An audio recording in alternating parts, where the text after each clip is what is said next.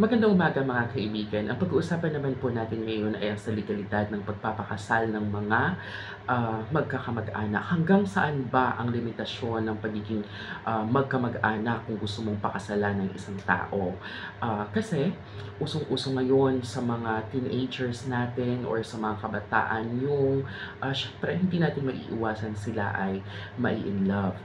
Minsan, lalo kapag hindi pala nila kilala na ito ay pinsan nila or kamag-anak nila, minsan sasabihin nila, "Uy, crush ko 'to." Pero hindi nila alam na pinsan pala nila 'yon.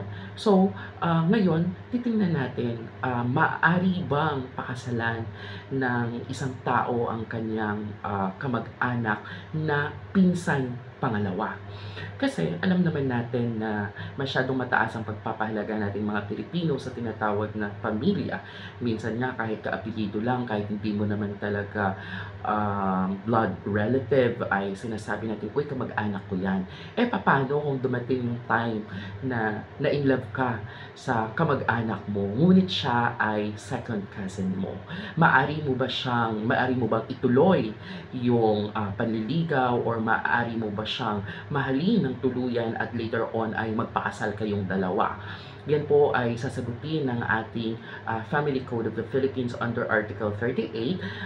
Dun po sa mga void marriages from the very beginning, ang pinakauna po doon na sinasabi ng batas ay we are not allowed, or void from the very beginning, yung pagpapakasal from the collateral blood relative, whether it is illegitimate or legitimate, up to fourth civil degree. So titingnan natin, umabot ba sa fourth civil degree yung second cousin or hindi? Ganito kasi yung bilang niyan. Kung ito ay second cousin, iba ang pagbibilang ng civil degree ayon sa ating Civil Code of the Philippines. So kung bibilangin natin yung pinsan pangalawa, ay lagpas na siya sa fourth civil degree. Actually, ito ay sixth civil degree na. Yung pinsan buo ay fourth civil degree. So ganito po ang bilang niyan. Mula sa iyo papunta sa iyong nanay at tatay, kayo ay first civil degree. Mula sa iyong nanay at tatay papunta sa iyong lolo at lola, yan po ay second civil degree. Mula naman sa iyong lolo at lola papunta doon sa lolo at lola mo sa tuhod, or yung lolo at lola ng nanay at tatay mo, ay third civil degree. So ngayon, bababa na tayo mula sa lolo at lola mo sa tuhod, pababa doon sa kapatid ng lolo at lola mo. Yan po ay fourth civil degree na. Ngayon, pababa naman tayo doon sa kapatid ng lolo at lola mo, papunta sa pinsan ng nanay at tatay mo. Yan po ay fifth civil degree na. So ngayon, yung pinsan ng nanay at tatay mo ay, syempre yung nanay at tatay mo, may pinsan sila, first cousin yon. Yung anak ng pinsan ng nanay at tatay mo ay itinuturing natin second cousin.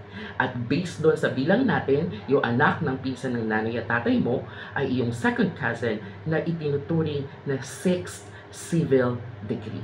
So, kagaya nga ng binanggit sa batas, ayon sa Section 38 ng Family Code, ay hindi na rin maaaring pakasalan ang ating blood collateral relative up to fourth civil degree.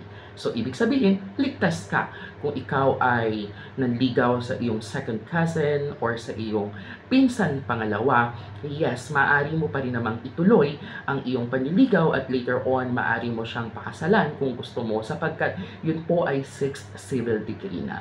Though, dito sa Pilipinas, syempre, madalas sa mga lolo at lola, sa mga kamag-anak, ay hindi talaga pumapayag sa ganong setup ng relasyon, sapagkat itinuturing pa rin natin silang relative. Pero sa mata ng batas, kapag ito ay second cousin na or umabot na sa sixth civil degree, ito ay itinuturing ng stranger or ibang tao. Kaya ligtas ka kung ang niligawan mo ay second cousin pababa. Maliban na lang po doon sa mga blood collateral relatives na 1 up to 4th civil degree. Yun lamang po mga kaibigan, manaway may natutunan tayo sa umagang ito, at maraming salamat.